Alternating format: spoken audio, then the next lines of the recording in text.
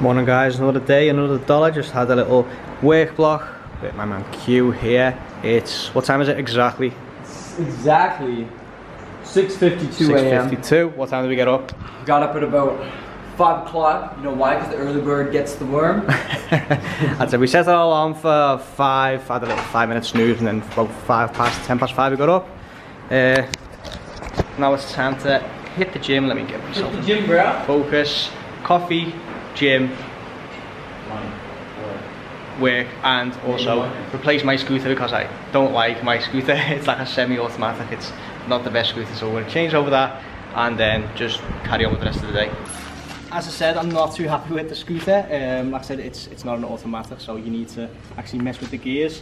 So going forward, you press the front one, which is okay, but the back one is really awkward to get to while you're driving, and you actually need to look at the gear, you know, to figure out where it is, because when you're driving you can't just use your heel to push back. It doesn't work. So hopefully later today we can change the scooter and then get a better one.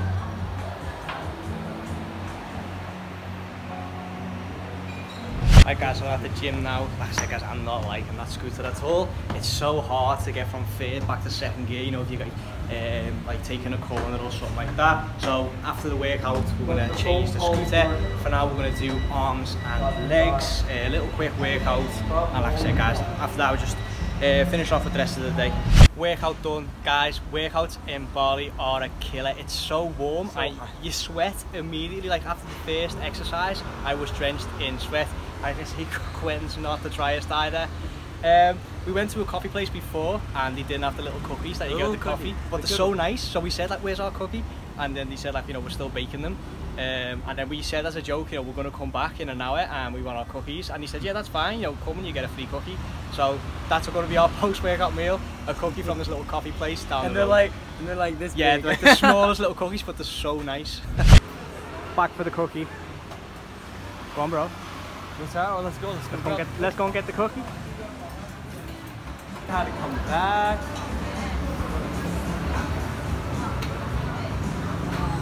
Oh, thank you. Thank you so much. This is the yam now. Grab your cookies. There we go, bro. Two each. Alright. Cheers to that, brother. Cheers, bro. Cheers. Right guys, so work block done. That was like a productive little hour. I think Gwen got quite a lot done as well. He's just looking at where the like breakfast cafe is.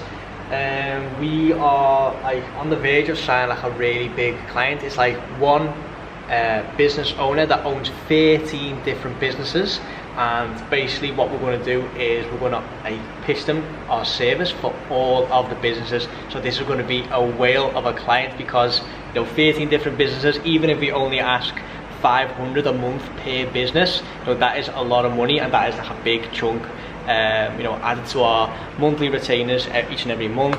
So that is absolutely amazing. Hopefully we can get this done and dusted by the end of the week. And for those of you that don't know, basically my what I do as like for a living is I have a social media marketing agency called Brand Panay, where we help businesses grow by using Facebook ads. I thought Quentin was filming me there, but yeah. So basically, that is my online business model. You know, it's been we've scaled it now to 6 figures a year. So you know, it's going well. We've got like very ambitious plans, obviously for 2019. Hopefully we can get to the 500k a year mark. And for those that don't already know, I've actually got an online training program where I show you various online business models that have been proven to be scalable to at least 6 figures a year. So if you're interested in that, click on the first link in the description box down below. One of the videos of the course is a preview video, so you can actually watch it for free without signing up. So I highly recommend you check that out. I can see Quentin's getting impatient, so we're going to go and get breakfast now.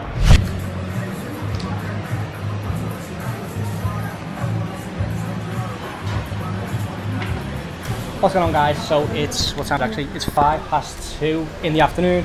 We just thought, you know what, let's just grab a bite to eat. So we've gone to this, well, it's like an all-you-can-eat buffet. All-you-can-eat buffet today. It's Mexican, solid. Yeah, that was nice. That we're gonna go for round two. Go for round 2 in a minute, yeah. But we just thought we'd get this quick video in. I'll actually hold the mic so it's a bit more clear, because there's a lot of scooters in the background.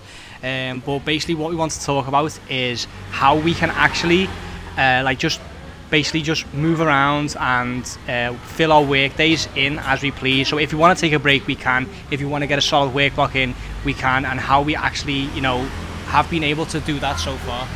Yeah, 100%. So the way of right now, myself and Jovan, my business partner, we have 2 businesses running right now. One, we have practically fully automated. We're just there for the last line of defense, just like you are with a lot of your clients.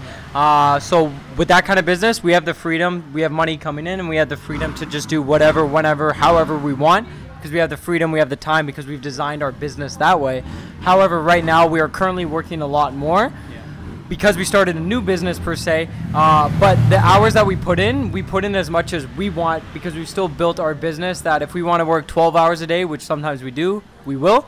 But if we only want to work 3 hours a day, we'll work 3 hours a day. So, so it's a good balance, and you guys have done the same thing. Yeah, that's it. And like, for example, the first day I was here, we both had, like, said, like, you know, let's just goof off today, and we went snorkeling. You know, we went to the Gili Islands. And like for the last 2 days, we've obviously been in work mode a bit more. And keep in mind, we still made money, both of us, while we were scuba diving. Yeah, and the reason for that is because when we look at our business, we look to either automate, like delegate, or just eliminate any process in the business, and in that order as well. So when there's a certain business process, when there's something that needs to be done, we first look, okay, can we automate this? Can we find an app or a service that does this for us? If not, okay, can we delegate it? Can we find a virtual assistant to do it for us? Can we hire someone to do it for us? You know, can we outsource it to someone else? If not, is this process relevant for us? You know, can we just not eliminate this process and stay as lean as possible? Exactly, you said it right. You need to do all 3 of those things, and even if anytime you're doing a task for your business, whether it's brand new or whether it's really old, you need to start thinking from every move you do, document it.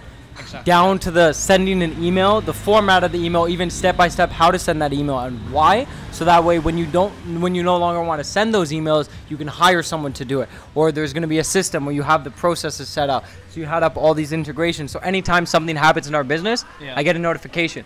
And if shit hits the fan, which lately has been happening more often than we'd like, we get a notification right away. It tells me exactly what to do. All I have to do is press a button, and the situation gets extinguished. It gets fixed. Exactly, yeah. And one of our most recent examples is our onboarding process for Brandpreneur. So first we worked with a checklist, and we done it ourselves. So, you know, everything we needed to do to onboard a new client, we had a checklist for that, and basically we just ticked off every single task and box you know, of that list. And now we've automated that entire process, and what made it so easy is like what you said is, you know, we documented how we usually done it, and now we found ways to automate or delegate that whole onboarding process. And you do every simple task, so that way you can literally outsource your entire business.